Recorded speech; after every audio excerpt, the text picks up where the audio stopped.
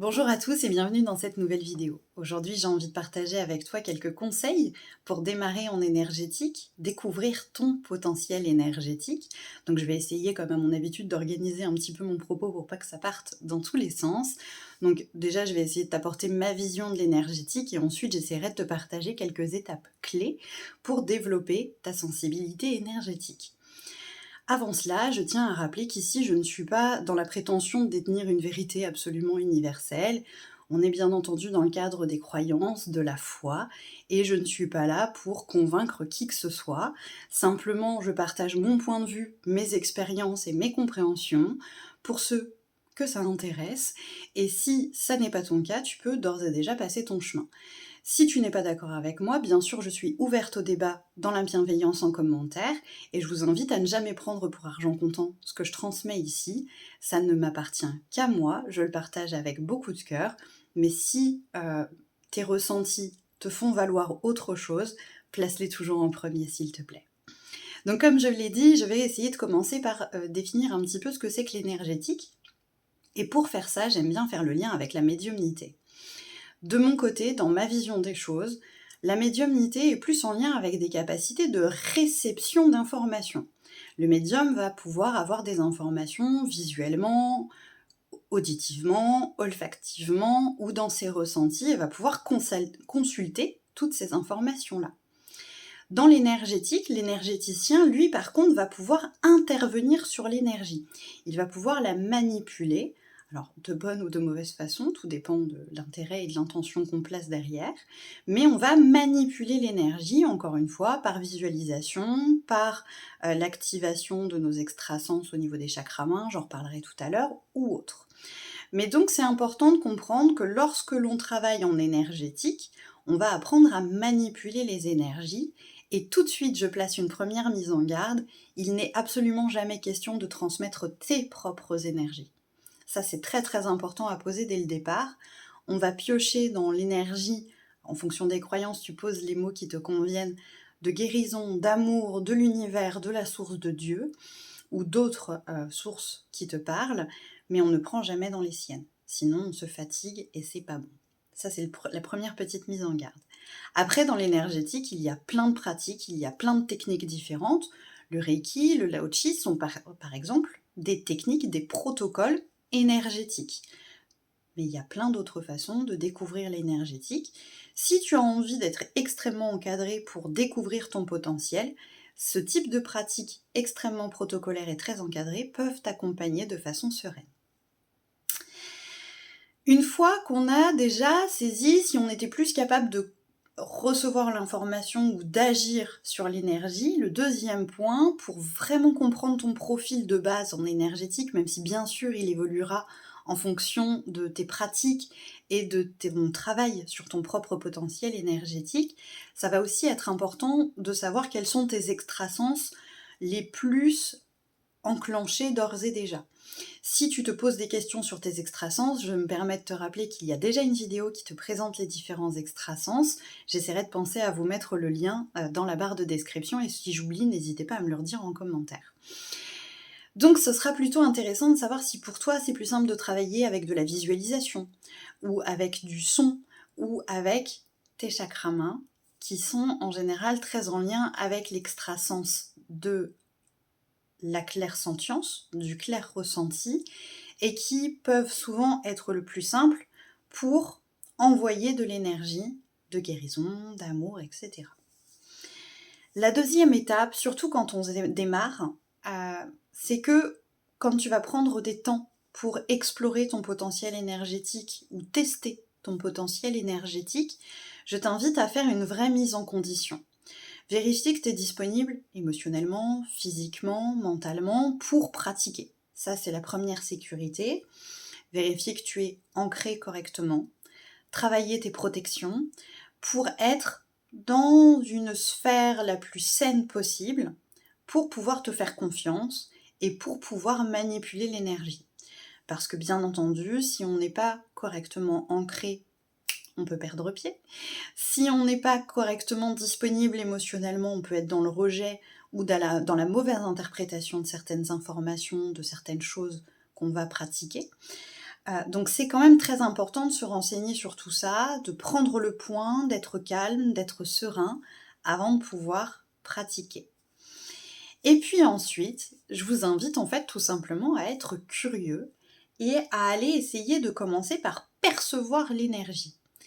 Est-ce que tu arrives à sentir tes propres chakras, par exemple, à pouvoir les sentir leurs contours, savoir comment ils sont actifs? Est-ce que tu sens qu'il y a quelque chose qui ne va pas?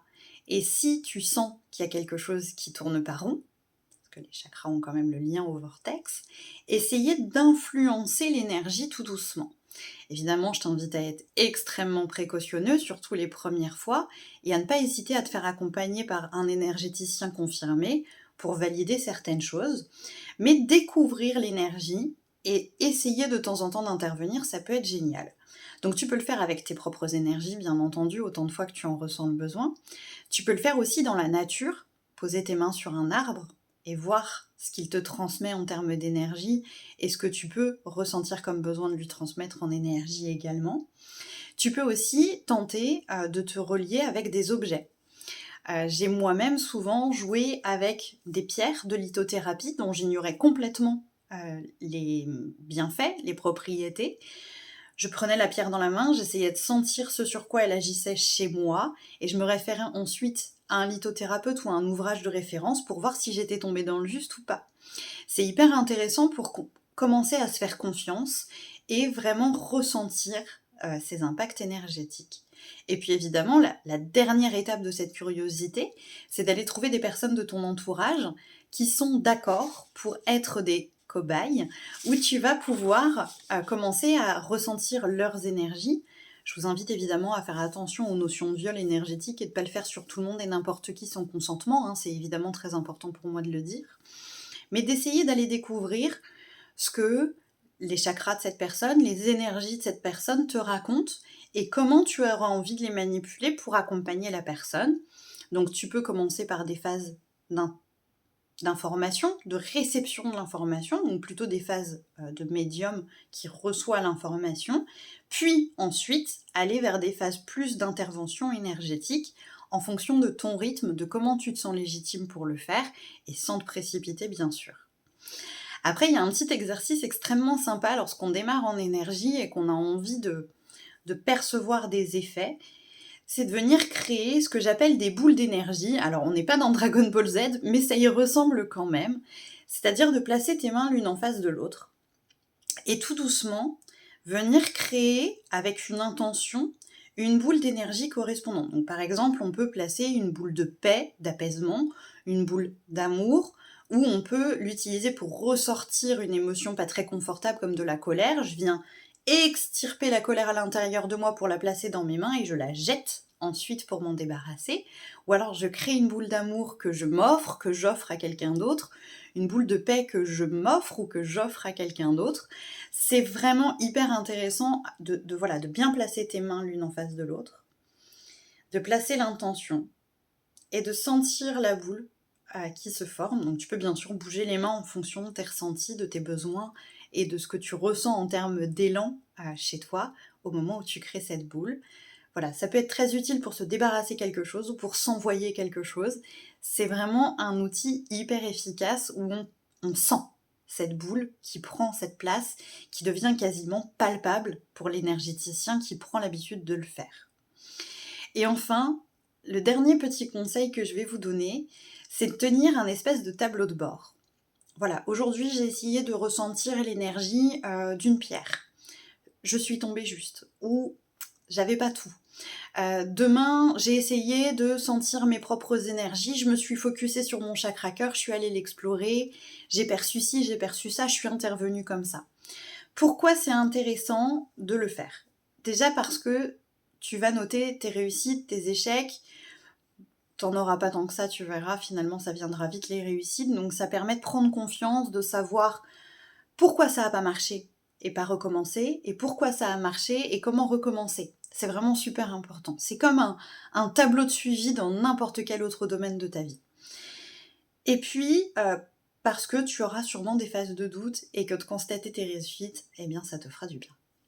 Crois-moi, je suis passée par là. Enfin, je clôturerai en disant que l'idée de faire des auto-soins, c'est vraiment excellent au départ, de le faire assez régulièrement. Alors, on conseille souvent de le faire tous les jours pendant 21 jours, dans plein de protocoles. Quand on est formé Reiki, Lao-Chi, on vous invite vraiment à faire ça. Ne t'impose pas de durée, ne t'impose pas forcément que ce soit tous les jours. Essaye d'être le plus régulier possible. Parce qu'en fait, explorer ton propre corps énergétique va t'apporter d'énormes capacités de compréhension. Ça va vraiment te permettre de comprendre comment ça marche pour toi. Et l'idée de l'énergétique, c'est aussi de se comprendre, de se connaître et de s'accepter tel que l'on est. En tout cas, c'est ce que je crois.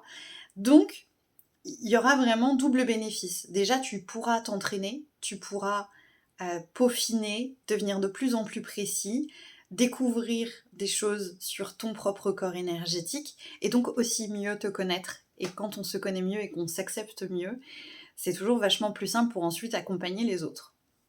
Après, je sais que la pratique de l'auto-soin, pour moi, a été quelque chose d'extrêmement difficile et qu'il m'a fallu beaucoup plus de temps, et je suis pas même encore complètement guérie, pour m'auto-soigner que pour soigner quelqu'un d'autre.